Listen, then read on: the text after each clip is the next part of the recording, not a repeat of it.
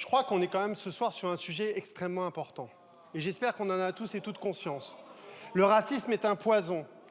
Mais comme toutes les discriminations d'ailleurs, et c'est pour ça qu'on essaye dans nos amendements de mettre l'ensemble des discriminations, le sexisme, le racisme, l'islamophobie, l'antisémitisme. Et Didier Ribon, ce matin sur France Inter, je ne sais pas si certains d'entre vous l'ont entendu, mais sur l'homophobie, il disait quelque chose de terrible et qui vous fait prendre conscience des choses. Il disait qu'il avait connu l'insulte sale pédé avant même d'être lui-même conscient qu'il était homosexuel. Eh bien, imaginez qu'il y a des tas de concitoyens qui subissent en permanence les insultes de sale juif, de sale pédé ou d'autres de sale musulmans. Et c'est un poison. Et c'est un poison pour eux parce que ça les détruit personnellement. Et c'est un poison pour le collectif. Comment une université peut fonctionner quand il y a du racisme? Alors, comme c'est un sujet grave, on ne doit pas avoir des mots, on doit avoir des actes.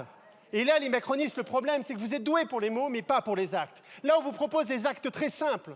On vous propose qu'il y ait un vice-président en charge de ça dans les universités. On vous propose qu'il y ait un vice-président pour le Crous et les CNUS. Et pourquoi c'est légitime, monsieur le ministre? Pourquoi c'est légitime? Parce que le logement est un lieu de discrimination, parce que la restauration est un lieu de discrimination. Et donc c'est normal de demander au Crous de respecter les questions de discrimination et d'agir sur ces questions.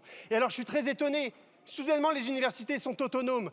Vous n'arrêtez pas du matin au soir à leur demander des comptes, notamment avec les contrats d'objectifs et de moyens, pour leur demander des comptes sur tout, mais par contre sur la discrimination, vous n'êtes pas capable de leur demander des comptes. Est-ce que c'est bien raisonnable, monsieur le ministre? Non, il faut leur demander des comptes.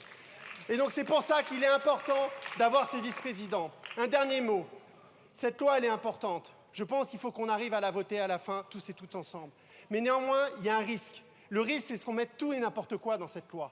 Et j'ai entendu quelque chose en face. J'ai entendu quelque chose, je conclurai là-dessus.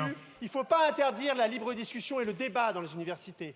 Parce que depuis le Moyen-Âge, dans les universités, on débat de politique, on débat de plein de choses. Il faut continuer ces débats et on doit pouvoir continuer à critiquer la politique de la Russie ou d'Israël dans les universités. Merci.